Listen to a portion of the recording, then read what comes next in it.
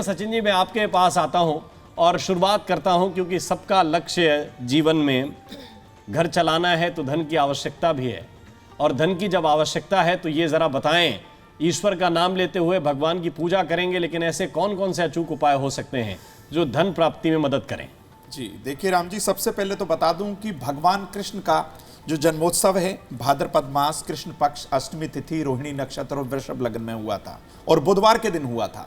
लेकिन एक बात सभी लोग जान लें, अगर उनके घर में धन की आवक नहीं है, धन की कमी है, अथक प्रयास कर रहे हैं नौकरी को लेकर, व्यापार को लेकर, आजीविका को लेकर, और अथक प्रयास के बाद भी अंततोगत्वा आपको धन की प्राप्ति नहीं हुई, तो भाई ये गोल्डन अपॉर्चुनिटी है, सुनहरी अवसर है, बहुत अच्छा मौका है। आप बाल गोपाल के श्री लड्डू स्वरूप को, श्री कृष्ण को जो है केसर मिश्रित जल से स्नान कराइए, उसके बाद शुद्ध जल से स्नान कराइए। उस जल का छिड़काव आप ऐसे स्थान पर करिए जहां प्रतिदिन बैठते हैं। अगर आपका कोई व्यापारिक स्थल है, आप बिजनेसमैन हैं, उस जल का छिड़काव आप अपनी फैक्ट्री में, व्यवसायिक स्थल पर, ऑफिस में, या फिर आप अपने कोई शॉप अगर चलाते हैं तो वहां पर आप इस जल का छिड़काव कर सकते हैं। उसके बाद आप देखेंगे कि दिन प्रतिदिन आपके ग्राहकों की संख्या, आपके कस्टमर्स की संख्या बढ़ने लगी है। एक छोटा सा मंत्र, ओम क्लीम नमः, मात्र इस मंत्र के जाप से आप देखेंगे कि आपके जो घर में धन की आवक है पहले से बेहतर हो गई है। लेकिन करना आपको यह रात ही की वेला में होगा। समय रहेगा रात्रि 11:56 से और 12:42 तक। ये वो समय है, ये वो निश्चित काल का समय रहेगा जब आप बाल गोपाल को जब आप स्नान कराएंगे, उनकी पूजा अर्चना करेंगे, तो आप देखेंगे कि आपके मनोरथ सिद्ध होने लगे। बिल्कुल। तो ये हम जब धन से जुड़े हुए उपायों की बात कर रहे हैं, मन से जुड़े हुए उपायों की भी बात हम करेंगे, लेकिन इस भागदौड़ भरी जिंदगी में लोग इतने व्यस्त हैं कि अपनी सेहत पर एक तरह से ध्यान नहीं दे पाते और सेहत से जुड़ी हुई तमाम समस्याएं इंसान को घेर लेती हैं।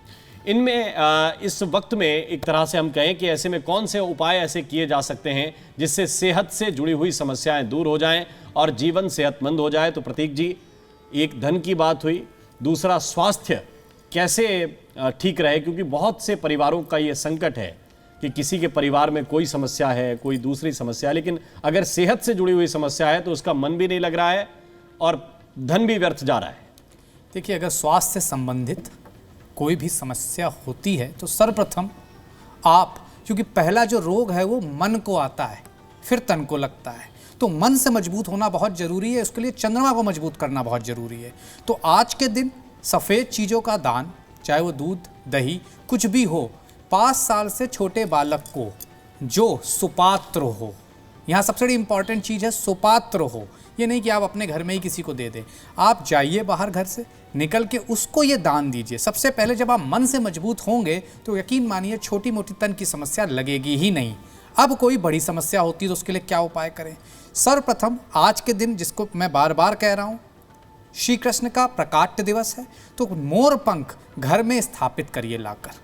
इस दिन अगर घर में मोर पंख लगाए जाते हैं तो तमाम परेशानियों से, स्वास्थ्य संबंधी उसके इतर भी, उनसे लाभ मिलता है। तो मोर पंख की स्थापना के लिए बुधवार का दिन है, बुध को समर्पित है, तो निश्चित तौर पर बहुत शुभ रहेगा।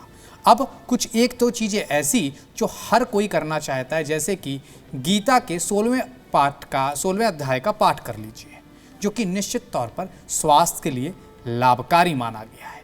उसी के साथ साथ श्री राधे, राधे में श्री क्यों लगाते हैं? श्री माँ लक्ष्मी को कहा जाता है और कहा जाता है धन और मन और तन अगर सुखी है तो सब सुख है। तो इसलिए श्री राधे का जाप, कोई मंत्र नहीं, सिर्फ ये छोटा सा शाब्दिक अर्थ जिसका मैंने बताया, श्री राधे, इसका 108 बार जाप करना, तमाम समस्याएं स्वास्थ्य की हो, चाहे धन की हो, चाहे मन के विकार हो, उनसे लाभ लिया जा सकता है। उसी के साथ साथ ओम नमो भगवते वासुदेवाय, ये एक ऐसा मंत्र है कि पितृदोष बना हो या गुरु चांडाल या कृष्ण या नारायण से संबंधित कहीं भी आपको बल चाहिए हो जीवन में, तो ओम नमो भगवते वासुदेवाय इसको 1008 बार 11:56 से 12:42 तक इस दौरान आप कर लें तो ये मंत्र सिद्ध हो जाएगा। जो कभी भी आपको अगर कभी हेल्थ का कोई भी प्रॉब्लम आया तो ये मंत्र, सिद्ध मंत्र, आपको लाभ देगा। कहते ये भी हैं कि श्री कृष्ण तो जगत के पालनहार हैं, वो पूरे जगत को चलाते हैं। और ऐसे में प्रश्न आजीविका को लेकर भी है, यानी रोजगार में उन्नति के लिए, नए रोजगार के लिए क्या किया जा सकता है और कान्हा की कृपा से आपकी आजीविका अपने सर्वोच्च स्तर पर सुख दे। दो तरह के प्रश्न हैं और ये प्रश्न लेकर मैं कमल नंदलाल जी आपके पास आना चाहता हूं। प्रश्न ये है कि एक तो आजीविका चल ही नहीं रही है, उठापटक लगी हुई है, और दूसरा ये कि ठीक ठाक चल रही है, अब इसको हमें चंद्रयान वाला बूस्टर लगाना है, तो दोनों के लिए क्या करें? देखिए, जीवन का एक उद्देश्य है, ये दिल मांगे मोर, चाहे जितना भी हो लेकिन हमेशा आवश्यकता रहती है। आज धनवान से धनवान व्यक्ति को भी और धन की आवश्यकता है। उसका कारण यह है कि व्यक्ति में संतोष नहीं है ना। तो मूलतः जीवन का उद्देश्य क्या है? अर्थ भी है, काम भी है, मोक्ष भी है, सभी कुछ चाहिए। अब उसके लिए आप भगवान श्री कृष्ण का एक स्वरूप है जिसे कहते हैं श्रीनाथ, अगर आपने सुना है इसका नाम। और ये भारत के सबसे प्रसिद्ध मंदिरों में से एक मंदिर है श्रीनाथ जी। और मैं नाम किसी का नहीं लूंगा, लेकिन भारत के सबसे धनी व्यक्ति जो है ना वही शीश निभाते हैं। उस स्थान का नाम है श्रीनाथ जी, राजस्थान में। भगवान श्री कृष्ण को श्री का नाथ कहा गया है, यानी कि लक्ष्मी का नाथ। और मूलतः जीवन में धन की बहुत आवश्यकता है ना।